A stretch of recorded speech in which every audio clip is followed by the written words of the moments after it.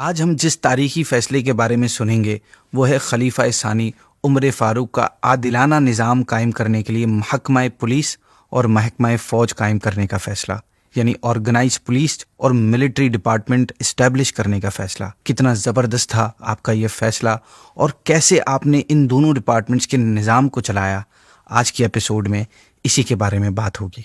ناظرین، کسی بھی کنٹری یا کسی بھی امپائر کو اس کے اندر کے معاملات اور بیرونی دشمنوں سے حفاظت کرنے میں، وہاں کے لوگوں کو سیفٹی لائف پرووائڈ کرنے میں دو ڈپارٹمنٹس بہت امپورٹنٹ رول پلے کرتے ہیں۔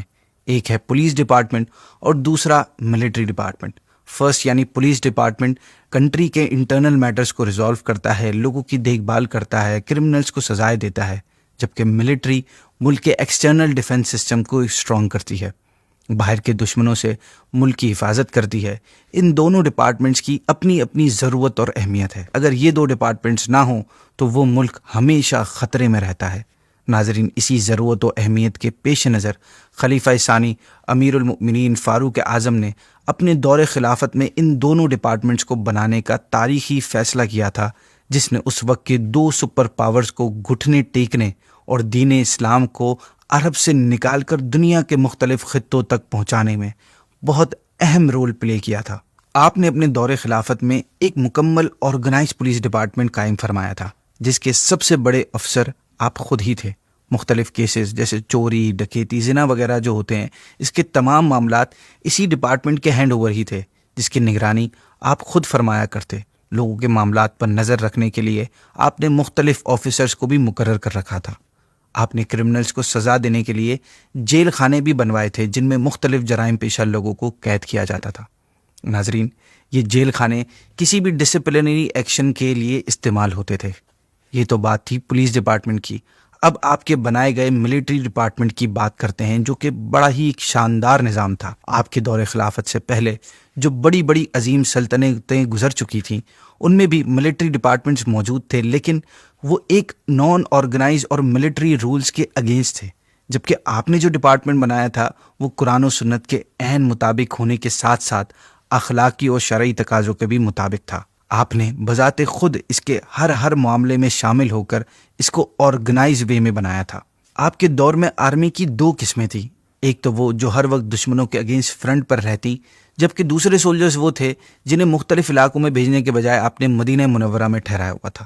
ان کو صرف اسی وقت بلایا جاتا جب ان کی نیڈ ہوتی۔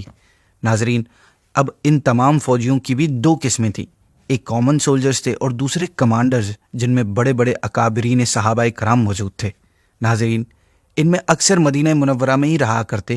ان کو فاروق اعظم خاص کام کے لیے ہی یاد فرمایا کرتے، کیونکہ یہ وہ عظیم تجربے کار صحابہ کرام تھے جو نبی پاک صلی اللہ تعالیٰ علیہ وسلم کے ساتھ جہاد کی شہادت حاصل کر چکے تھے۔ انہوں نے نبی پاک کی ذات مبارکہ سے بلا واسطہ فیض حاصل کیا تھا۔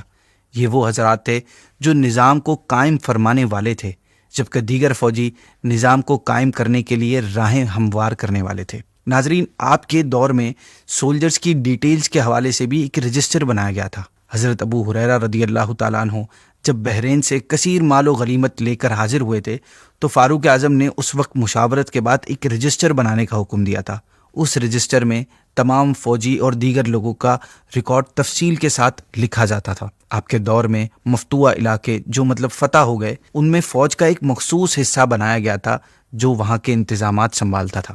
آپ نے تمام مفتوحہ علاقوں کے شہروں میں ملٹری کینٹس بھی بنوائے تھے۔ جن علاقوں میں آپ نے ملٹری کینٹس یعنی فوجیوں کی جو چھاونیاں بنوائی تھیں، ان میں فوجیوں کے لیے رہائش کا بھی انتظام فرمایا تھا، جنہیں آج کل کے دور میں بیرکس کہا جاتا ہے۔ فوجیوں کے گھوڑوں کے لیے آپ نے ایسے اسٹیبلز بنوائے تھے جن میں ہر وقت کم از کم 4000 گھوڑے ساز و سامان اور پوری تیاری کے ساتھ ہر وقت ریڈی رہتے تھے۔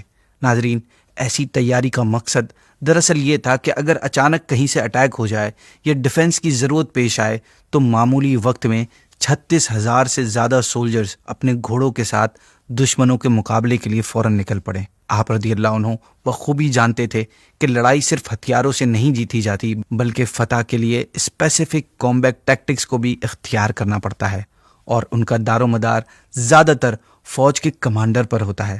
اگر فوج کا کمانڈر جنگی چالوں جنگی ٹیکٹکس کا ماہر ہوگا تو وہ تھوڑی سی فوج کے ساتھ بھی ایک بڑی فوج سے بہتر طریقے سے فائٹ کر سکتا ہے۔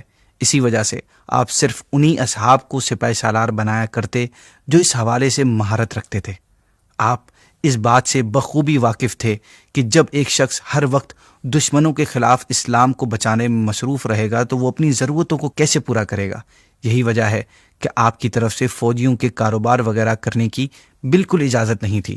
ضروریات کو پورا کرنے کے لیے آپ نے فوجیوں کی سیلریز مقرر فرمائی تھیں اور ان کے فیملی کے اخراجات کے لیے الگ سے الاؤنس مقرر کیے گئے تھے۔ ناظرین، یہ تمام تنخواہیں گریڈ کے مطابق تھیں۔ اسلامی فوجوں کے لیے تنخواہوں کے علاوہ دیگر ضروریات کا سامان بھی پرووائڈ کیا جاتا۔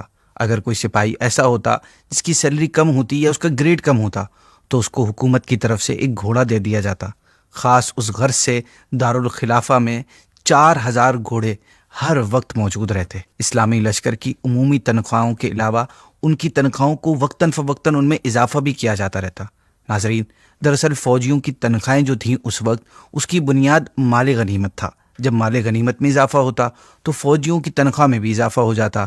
آپ کے دور میں ایک مرتبہ اتنا مال غنیمت آیا کہ اس میں سے ہر سوار کو 9,000 درہم ملے اور اس کے ساتھ ساتھ 9 جانور بھی ملے۔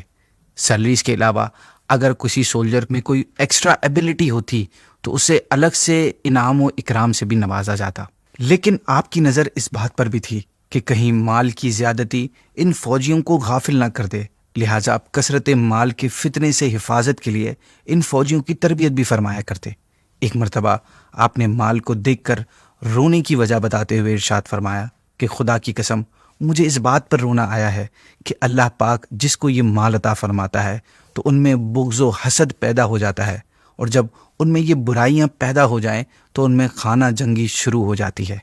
اس کے بعد آپ نے سارا مال تقسیم فرما دیا۔ ناظرین، آپ فوجیوں کی ہیلتھ کے حوالے سے بھی بڑے اقدامات کیا کرتے۔ سردی گرمی کے لحاظ سے جنگ کی لوکیشن اسپیسیفک کر دی گئی تھی۔